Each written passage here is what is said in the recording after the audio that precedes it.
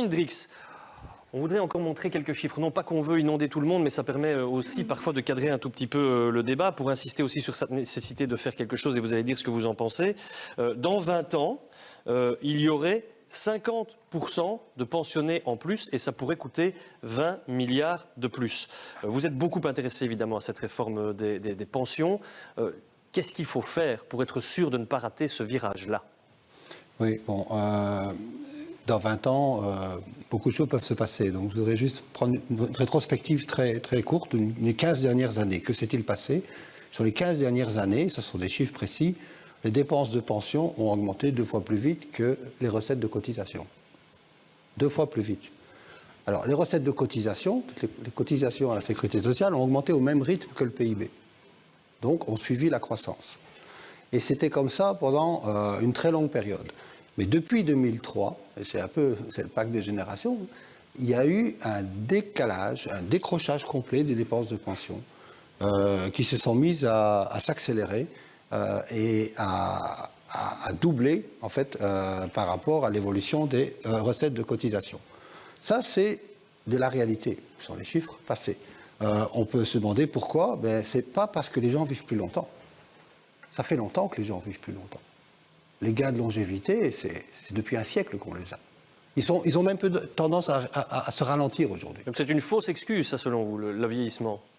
Non, derrière le vieillissement, ce dont on parle peu, c'est qu'il y a eu un phénomène très important vers les années d'après-guerre, où on s'est mis à faire beaucoup d'enfants, c'était le baby boom.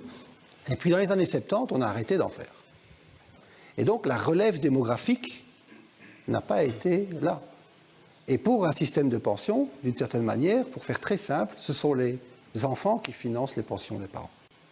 Et s'il n'y a plus assez d'enfants pour financer les pensions des parents, bien, soit chaque enfant va devoir payer plus pour financer un plus grand nombre de pensions, ou soit les parents devront recevoir une pension. Concrètement, une génération est menacée ou pas ? Les gains de productivité, M. Hendrix.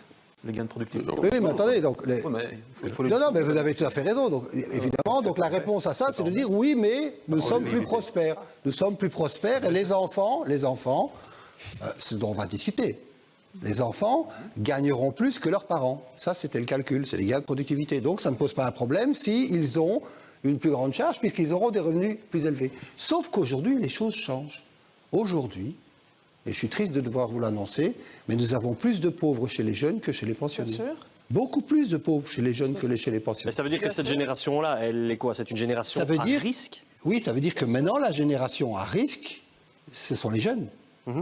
Les pensionnés, on a mis en place un système, c'est finalement le bénéfice de tout le résultat de ce système formidable de sécurité sociale, ce que j'appelle cette cathédrale sociale construite par les travailleurs, hein, on est bien d'accord, au travers de combats sociaux, donc, qui a bien fonctionné, qui a réussi à sortir de la pauvreté nos pensionnés. Mais le fait est qu'aujourd'hui, le marché du travail n'est plus ce qu'il était. Il y a tout un certain nombre de difficultés et les jeunes ont du mal à s'insérer sur le marché du travail et les salaires n'augmentent plus au même rythme qu'ils augmentaient dans le passé. On a une nouvelle génération qui, pour la première fois, est consciente qu'elle ne gagnera pas nécessairement mieux sa vie que ses parents.